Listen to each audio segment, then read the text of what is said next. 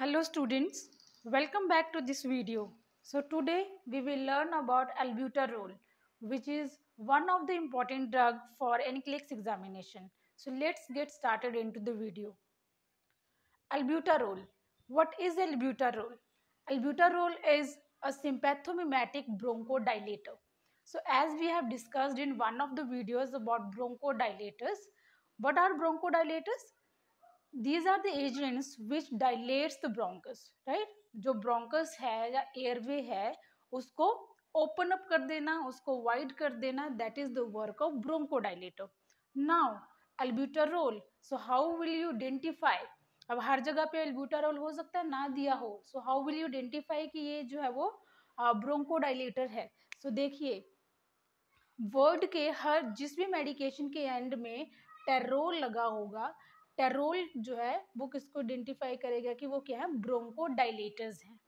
ठीक है, सो ब्रोंकोडाइलेटर्स जो हैं वो क्या हो गए, टेरोल के साथ एंड करने वाले वर्ड्स, जैसे अल्ब्यूटरॉल, साल्मेट्रोल हो गया, ठीक है, साल्बुटामोल हो गया, ये भी ब्रोंकोडाइलेटर ही है.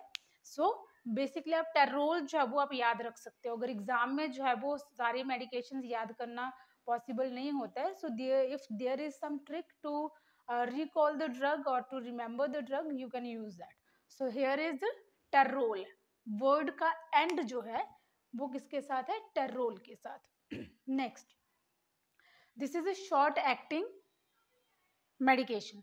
शॉर्ट एक्टिंग ब्रोंकोडाइलेटर है. शॉर्ट एक्टिंग का मतलब क्या है कि हम इसका जो मैकेनिज्म ऑफ एक्शन है वो बहुत फास्ट होगा, राइट, मतलब जल्दी हो जाएगा as compare to other bronchodilators. So क्योंकि अब अकेली यही तो टेरोल है नहीं, और भी जहाँ पे हमारे पास टेरोल हैं, बट जो ये जो टेरोल मेडिकेशंस हैं this can be divided into two parts, short acting and long acting.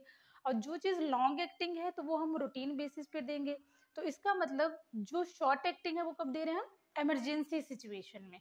So if patient comes to the hospital and he is having difficulty in breathing, उस सिचुएशन में क्या उनसे medication दे सकते हैं, एल्ब्यूटरॉल. सो एल्ब्यूटरॉल बेसिकली क्या है, emergency drug है, तो ये आपने याद रखना है, इमरजेंसी ड्रग है.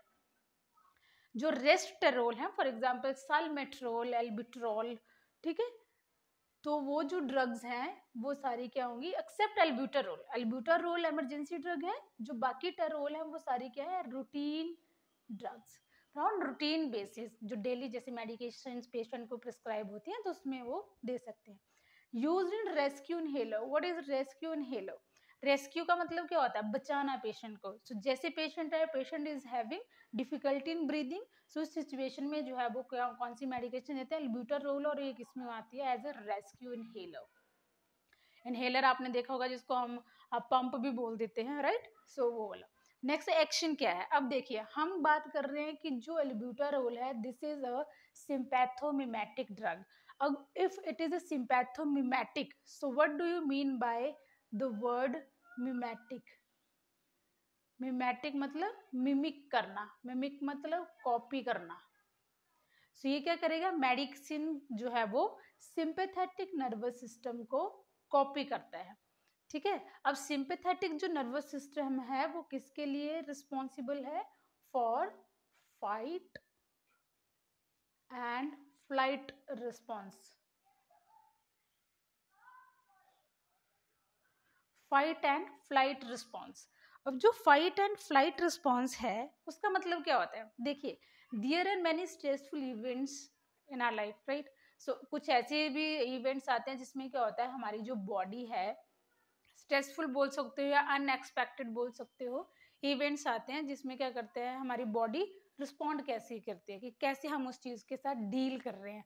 सो देखिए सबसे पहले सिंपैथेटिक नर्वस सिस्टम का जो बेसिक रोल है वो किसमें, फाइट एंड फ्लाइट है. एक हमारा पैरासिम्पैथेटिक नर्वस सिस्टम होता है जिसका रोल आता है रेस्ट एंड डाइजेस्ट में.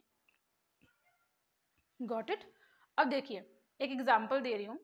अगर हमारे पास मान लीजिए कि हमारा वाइवा का एग्जाम है, प्रैक्टिकल एग्जाम है और वाइवा है, तो हमें क्या लगेगा, हम जितने टाइम तक वाइवा हो नहीं जाता है हमारा जो बॉडी है वो क्या करेगी, उसके अकॉर्डिंगली हमारे ब्रेन जो है वो क्या करेगा, उसका सिंपैथेटिक नर्वस सिस्टम जो है वो एक्टिवेट हो जाएगा, और ये क्या करेगा फिर हमारी बॉडी को अलग अलग एक्टिविटीज करना स्टार्ट कर देगा in order to deal with that particular event. ठीक है, अब जो मेन काम है वो करेगा क्या क्या? देखिए हार्ट रेट को इंक्रीज कर देते हैं, राइट, नर्वस सिस्टम की बात हो रही है सिंपैथेटिक की, और ये अल्ब्यूटारोल और इसका जो एक्शन है वो सेम है बिकॉज अल्ब्यूटारोल इज सिंपैथोमिमेटिक।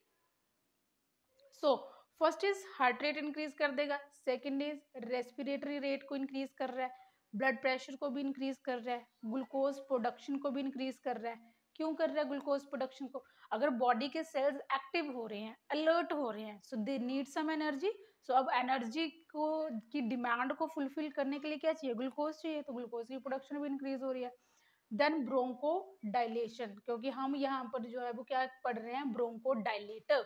सो इसका अब सिंपैथेटिक नर्वस सिस्टम का नॉर्मल काम, एक नॉर्मल हेल्दी इंडिविजुअल में भी क्या रोल है? ब्रोंको डायलेशन का। तो एल्ब्यूटर रोल दे रहे हैं, सिंपैथोमिमेटिक है, तो ये भी क्या करेगी? ब्रोंको डायलेशन करेगी। Next is प्यूपिल dilation. तो अगर आपको पता हो, जैसे आईज की अगर एग्जामिनेशन करनी हो in some of the disease conditions, eye disorders में क्या करना पड़ता है? पीपल को डायलेट करना पड़ता है सो दैट उसको अच्छे से एग्जामिन किया जा सके।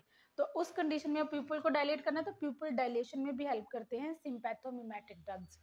नेक्स्ट है, बट जो डाइजेशन और स्क्रीशन है उनको डिक्रीज कर देंगे। आपने याद रखना है कौन सी चीजें डिक्रीज हो रही है?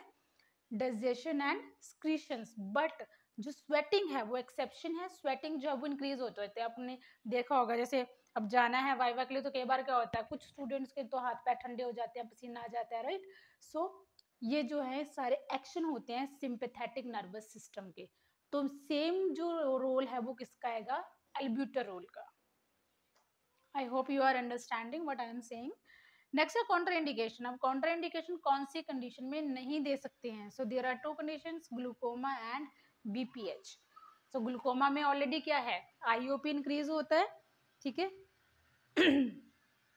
अब आईओपी इंक्रीज होता है तो इसका मतलब जो एक्वियस ह्यूमर एक्सक्रीशंस ऑलरेडी क्या होंगी? ज्यादा, लेकिन वो जैसे मेडिसिन दे रहे हैं कि एक्सक्रीशंस कम हो तो बॉडी से बाहर नहीं निकल रही, इसलिए क्योंकि सिंपैथोमिमेटिक है, एंटी स्क्रीटरी है, एक्सक्रीशंस बाहर नहीं आने देगा, तो इसलिए ग्लूकोमा में नहीं देंगे। उसकी वजह से क्या होगा? और ज्यादा जो है वो एक्वियस ह्यूमर वहां पे रिटेन होता जाएगा, रिटेन होता जाएगा। Same with the BPH. अब बीपीएच क्या है? Benign prostate hyperplasia. हाइपरप्लेजिया, अब देखिए प्रोस्टेट हाइपरप्लेजिया हो रहा है, अब मतलब रिलेटेड टू यूरिनरी सिस्टम है, राइट। अब इसमें क्या हो गया? बीपीएच में ये क्या करेगा? यूरिन की रिटेंशन कर देगा,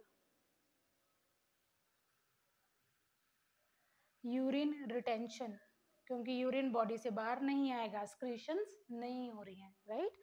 सो कॉन्ट्राइंडिकेशंस दो हैं, ग्लूकोमा एंड बीपीएच, ये आपने याद रखना है। नाउ फॉर एनक्लिक्स पॉइंट ऑफ व्यू हमें क्या जो है वो दो तीन चीजें ज्यादा याद रखनी है।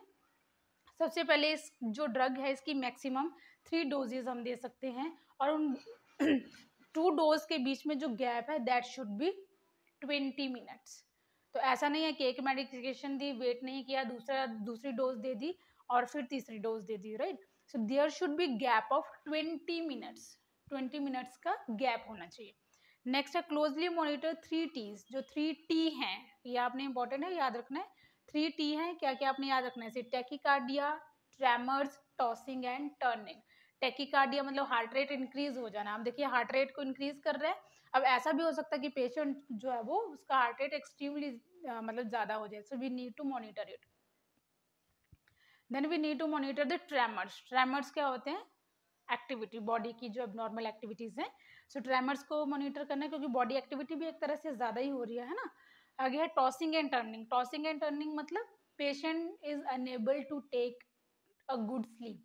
पेशेंट सो नहीं पा रहा। क्यों नहीं सो पा रहा? क्योंकि बॉडी जो है वो अलर्ट हो चुकी है, राइट। सो अलर्ट हो रही है इसलिए सो नहीं पाएगा, तो हमें ये करना है, ये चीजें जो है वो मॉनिटर करनी है। Closely monitor glucose in diabetic patient. अब हमने ऑलरेडी पढ़ा है कि अगर ये जो अल्ब्यूटारोल है दिस इज अ सिंपैथोमिमेटिक, तो उसी की वजह से क्या होगा? ग्लूकोज की प्रोडक्शन ज्यादा होगी। जब ग्लूकोज की प्रोडक्शन ज्यादा होगी तो इसका मतलब क्या हो गया? अगर डायबिटिक पेशेंट है तो उसमें तो ऑलरेडी ग्लूकोज ज्यादा होता है, तो ग्लूकोज और ज्यादा हो जाएगा, ठीक है। सो इसलिए we need to monitor glucose in diabetic patients. Next important हमने पढ़ा है एल्ब्यूटारोल जो वो क्या है? Rescue inhaler. रेस्क्यू इनहेलर है मतलब इमरजेंसी सिचुएशन में दिया जाता है, तो इसलिए अब रेस्क्यू इनहेलर जब देना है पेशेंट को, so what are the steps we need to follow. सबसे पहले सिटिंग और अपराइट पोजीशन देनी है। तो पोजीशन जो है, देखिए यहाँ पे काफी सारे प्रोसीजर्स आएंगे that we will discuss in our NCLEX class, जो कि इम्पोर्टेंट है, जिनमें पोजीशनिंग जो है वो मोस्ट इम्पोर्टेंट है कि after procedure, during procedure and before procedure जो है वो कौन कौन सी पोजीशन दी जाती है। तो स्पेशली समटाइम्स आफ्टर कोई भी जैसे आफ्टर सर्जरी है या आफ्टर बायोप्सी है, any like any invasive procedure, कौन सी पोजीशन दी जाएगी, इंपॉर्टेंट चीजें हैं। तो अपने पोजीशनिंग जो है वो in every situation you need to remember it.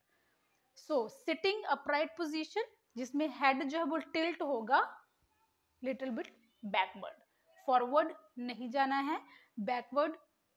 फिर क्या करेंगे, जो इनहेलर है उसको शेक वेल करना है, कितने टाइम के लिए, 3 to 5 सेकेंड्स बोल सकते हो या फिर 3 to 4 times. Next, discard first 2 puffs, जो फर्स्ट 2 पफ्स होंगे उसको डिस्कार्ड कर देना है। नेक्स्ट है seal the lips with mouth piece, mouth piece के साथ लिप्स को सील करना है। Exhale as much as patient can, patient को इंस्ट्रक्ट करना है कि एक्सेल करना है जितना पेशेंट एक्सेल कर सकता है। एक्सेल का मतलब क्या होता है, ब्रीद आउट करना है, ठीक है। Next, take deep slow inhalation and administer dose alongside, patient को क्या बोलना है, मतलब कि आपने डीप स्लो इनहेल करना है, लेकिन साथ में मेडिकेशन भी दे देनी है पेशेंट को, ठीक है। मतलब जो इनहेलर है वो पेशेंट के मुंह के पास होगा, जैसे लिप्स के साथ उसने सील बनाया, लॉक किया हुआ है उसको माउथ पीस को, तो उसी के साथ इनहेल करते करते जो है वो क्या करना है, मेडिकेशन ले लेनी है। Next, hold the breath for 8 to 10 seconds then exhale, so जो ब्रेथ है उसको होल्ड करना है। ऐसा नहीं है कि जो इसमें मेडिकेशन है वो एक बार मतलब ली या इमीडिएटली ले ली और या इनहेल किया एक्सहेल कर दिया, ऐसा नहीं करना है। फ्रीक्वेंट इनहेल एक्सहेल नहीं है, patient need to hold the breath, कितने टाइम के लिए, 8 to 10 सेकेंड के लिए, after that he can exhale. So पहले क्या करना है, deep slow inhalation with medication, after that hold the breath for 8 to 10 second and then exhale। उसके बाद माउथ को रिंस करना है, मतलब वॉश करना है आफ्टर एवरी यूज, किसके साथ, NS यूज कर सकते हैं और वाटर यूज कर सकते हैं। Wash the inhaler every week with simple running water and vinegar solution, तो समटाइम्स जो है वो, अब देखिए जो पेशेंट का माउथ है उसको तो रिंस करना ही है एवरी टाइम, बट जो इनहेलर है उसको एवरी टाइम वॉश करने की जरूरत नहीं होती है। सो हेयर व्हाट, जो हेयर इनहेलर है उसको वॉश आउट करेंगे विद वीकली। सो वीकली मतलब वंस इन अ वीक जो है वॉश कर सकते हैं, और वॉश करने के लिए सिंपल रनिंग वाटर का यूज कर सकते हैं, along with like sometimes vinegar solution भी यूज होता है। लास्ट में at least 5 minutes gap between albuterol and any other medication, जो बाकी की मेडिकेशन है एल्ब्यूटारोल है, उन दोनों के बीच में जो है वो गैप होना चाहिए। कितना तक गैप होना चाहिए, एटलीस्ट 5 मिनट्स का जो है वो गैप होना चाहिए। सो 5 minutes gap is necessary for for other medications. अब ऐसा नहीं है कि आपने एल्ब्यूटारोल दे दी साथ में कोई अदर मेडिकेशन दे दी, वो नहीं देनी है। So 5 minutes gap is necessary for albuterol and other medication. So today we have discussed about albuterol, sympathomatic bronchodilator है, short acting है, emergency drug है, that's why it is used in rescue inhaler. So along with we have discussed about action, contraindications and some important points for your NCLEX examination. I hope you understood the topic, and if you are preparing for the NCLEX examination or any of the friend of you who is preparing for the NCLEX examination, you can share this video with them. And if you want to like take online classes from us, you can contact us on the given number. Thank you.